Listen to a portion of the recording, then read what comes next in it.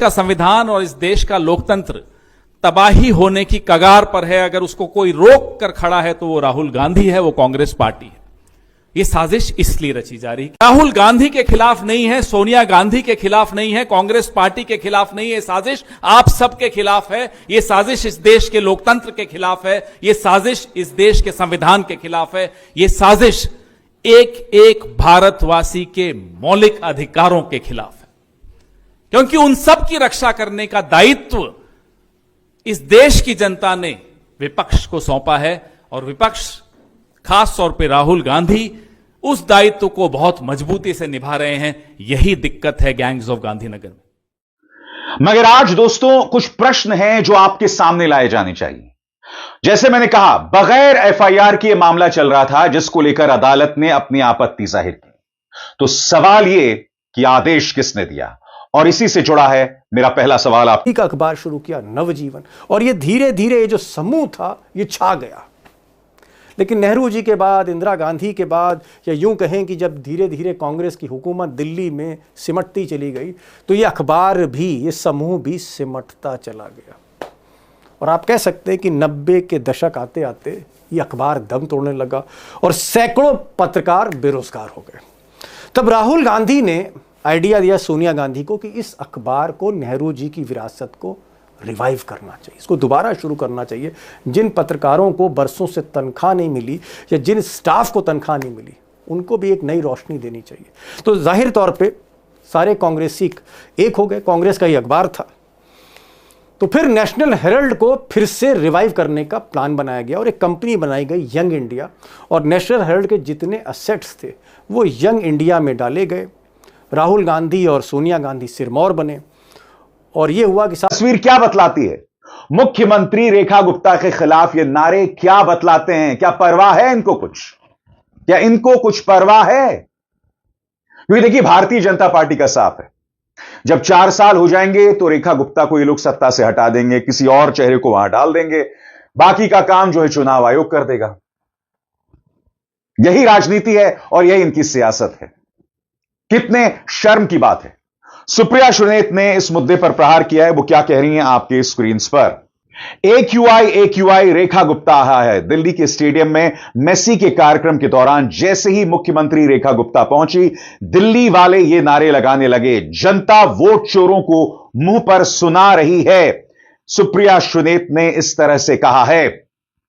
और आपको समझना पड़ेगा दोस्तों कि जनता क्यों नाराज है। आपके सामने इस आंकड़े को देखिए।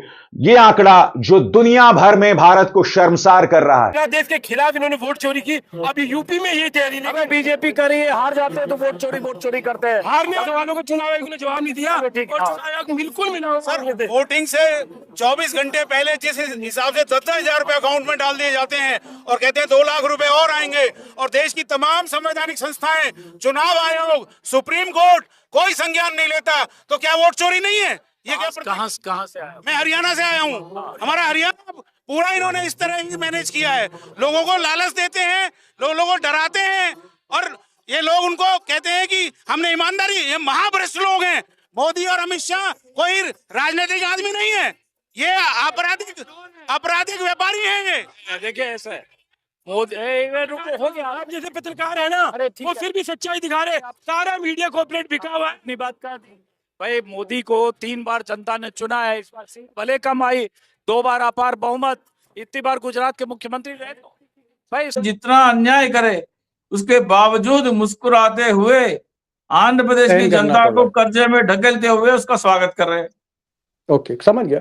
आप कह रहे हैं कि कहीं ना कहीं दुखती रग जो है इस वक्त नायडू बाबू की, उनका बेटा है। दूसरी तरफ नायडू बाबू पे मुकदमे हैं। उन कई मुकदमों से तो मोदी ने राहत दे दी, लेकिन कई ऐसे मुकदमे जो अभी भी तलवार की तरह सर पर लटके हैं नायडू बाबू के, मजबूरी में साथ दे रहे हैं। वरना नायडू बाबू का बस चले, अगर उनको मौका मिले तो रातों रात मोदी का साथ छोड़ दें। ये सच्चाई है। और ये एक बात बोलूं सर, आप 25 सांसदों का आश्वासन दे दें, चंद्रबाबू नायडू स्वयं जाके मोदी को कुर्सी से उतार देंगे।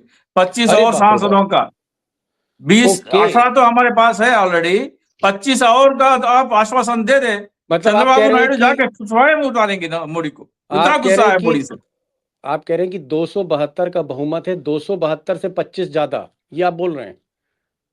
अभी उनके पास 300 के करीब है ना सर, उसमें से 18 घटा दीजिए तो 382 है उसमें। जी हाँ दोस्तों, आपका स्वागत करते हैं आपके अपने प्यारे चैनल में। और दोस्तों चैनल को सब्सक्राइब कर लो ताकि हर वीडियो का नोटिफिकेशन आपको मिलता रहे दोस्तों। तो आपको पता होगा दोस्तों हमारे देश की गोदी मीडिया का क्या हाल हो चुका है दोस्तों। मुद्दे भटकाने में हमारी जो ये गोदी मीडिया है वो किस प्रकार अपना अहम फ़र्ज निभाती है दोस्तों। कितने इसने मुद्दे को भटका चुका है दोस्तों। अरावली की पहाड़ियाँ कट रही हैं पर देश की मीडिया को घंटा फ़र्क नहीं पड़ रहा। क्यों फ़र्क पड़ेगा भाई, उन्हें कोई मतलब नहीं है, चाहे कोई कटे चाहे कोई मरे। अभी दिल्ली पुलिस का पेपर लीक हो गया। तो जो ये घटनाएं हो रही हैं दोस्तों, ये घटनाएं किस ओर संकेत कर रही हैं? ये संकेत कर रही हैं एक फेलियर लीडरशिप की ओर। और मोदी का एक ये फेलियर लीडरशिप लगातार दिख रहा है। दिख क्यों रहा है भाई? देखो, ये कि जो डॉलर है वो तो बाप बन बैठा है, ठीक है। और रुपया हमारा चिल्लर से भी सस्ता रुपया हो चुका है, ठीक है। एक छोटा पिद्दी सा देश बांग्लादेश भारत को आके दिखा रहा है। और बांग्लादेश में कुछ हो गया, हो रहा है, भारत मदद भेज रहा है।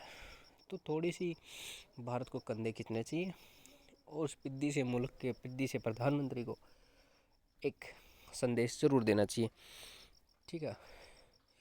और जियोग्राफी जो आपने देखा दोस्तों, लेज़र आइज, ठीक है। लेज़र आइज आपने बहुत देखा होगा। लेज़र आइज का मतलब है दोस्तों जयशंकर।